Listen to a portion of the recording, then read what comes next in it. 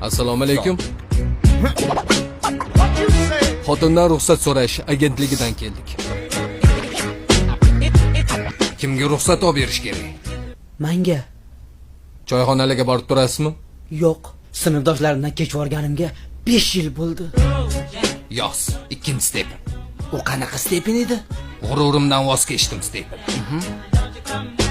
Tug'ilgan kunlagacha ruxsat beradilarmi?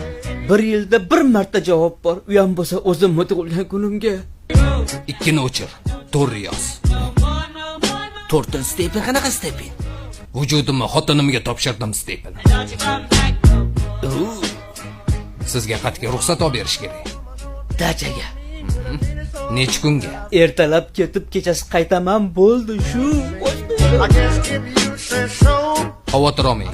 1 haftaga ruxsat olib beramiz. Rahmat. Kenayim qattalar? Tepada. Kenayim ichkaridamilar? Ha, ichkarida.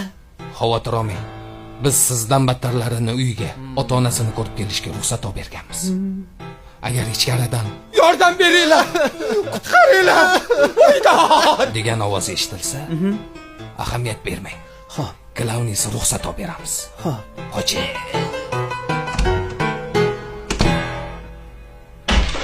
Yordam beringlar.